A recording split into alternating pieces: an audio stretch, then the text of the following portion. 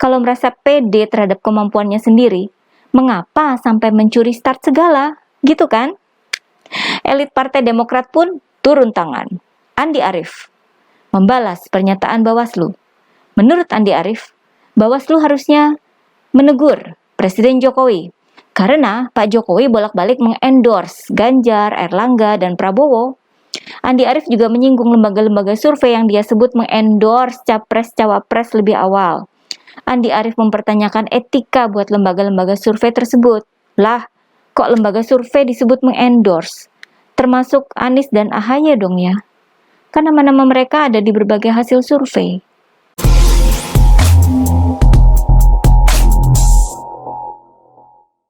Jadi kalau ada yang punya masalah dengan ins, itu pasti jin. Dan jika ada orang yang tidak suka dengan Pak Anies, itu boleh jadi.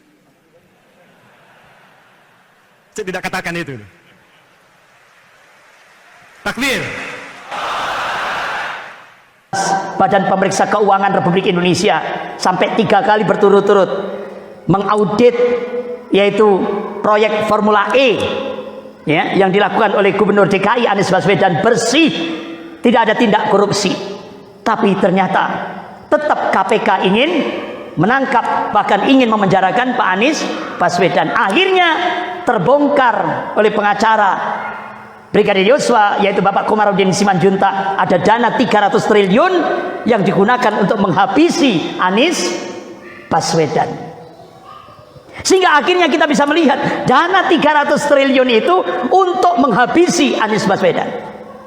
Sehingga sekarang tak satu demi satu sudah mulai bermunculan untuk menghabisi Bapak Anies Baswedan. Satu sisi Bapak Jenderal Purnawiran Gatot Nurmantio, mantan Panglima TNI, menyatakan di sebuah seminar, oligarki, artinya Taipan Cina, cukup menyiapkan 50 triliun untuk membeli Indonesia, untuk bayari ketua umum parpol. Sementara untuk menghabisi Anies Baswedan 300 triliun. Berarti Pak, Indonesia dan Pak Anies lebih bahaya Anies Baswedan di mata oligarki. Hai guys, jumpa lagi dengan saya Nina Nur. Bersama-sama kita akan mengulik dunia politik dengan awas, waras, dan cerdas.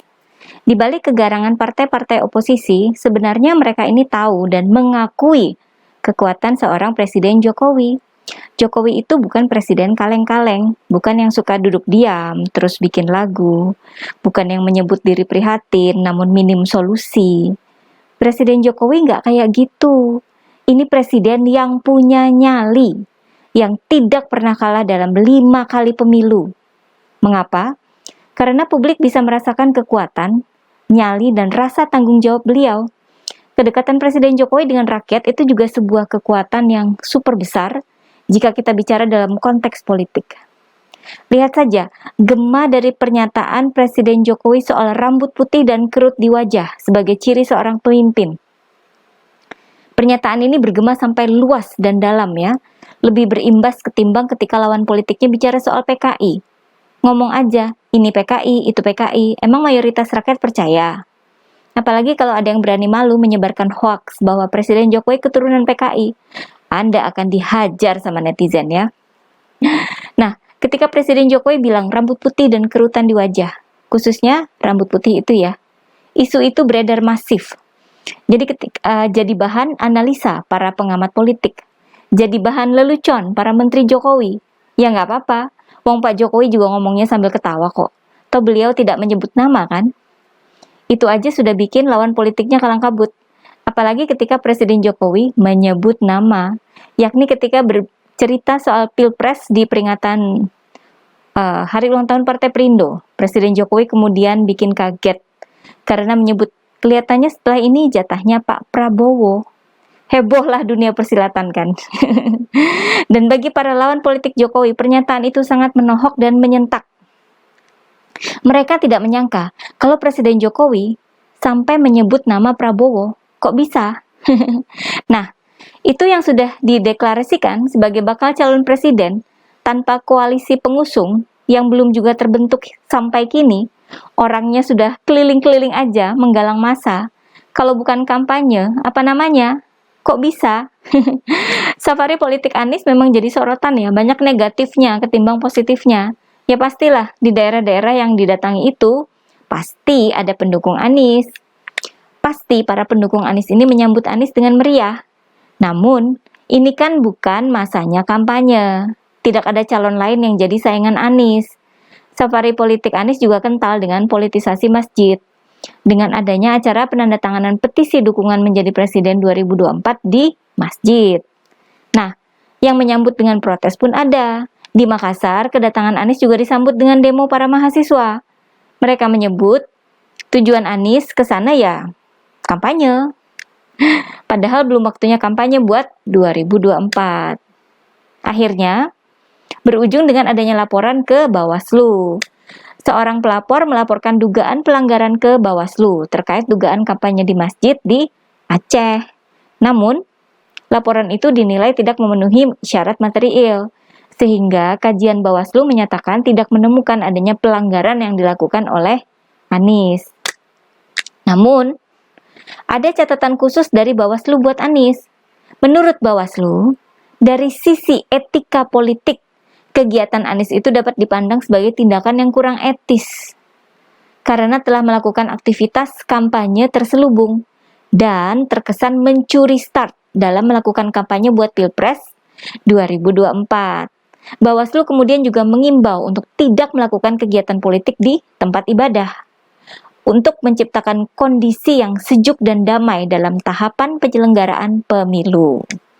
Pernyataan-pernyataan Bawaslu ini sangat menohok ya, memalukan buat Anies, juga memalukan buat bakal koalisi pengusung Anies yang menyebut diri mereka sebagai koalisi perubahan yang belum jadi ya. Malu dong, sampai disebut mencuri start dan tidak etis. Calon presiden kok nggak tahu etika? Kalau merasa pede terhadap kemampuannya sendiri, mengapa sampai mencuri start segala? Gitu kan? Elit Partai Demokrat pun turun tangan. Andi Arief membalas pernyataan Bawaslu. Menurut Andi Arief, Bawaslu harusnya menegur Presiden Jokowi karena Pak Jokowi bolak-balik mengendorse Ganjar, Erlangga, dan Prabowo. Andi Arief juga menyinggung lembaga-lembaga survei yang dia sebut mengendorse capres-cawapres lebih awal. Andi Arief mempertanyakan etika buat lembaga-lembaga survei tersebut. Lah, kok lembaga survei disebut mengendorse? Termasuk Anies dan AHY dong ya. Kan nama-nama mereka ada di berbagai hasil survei.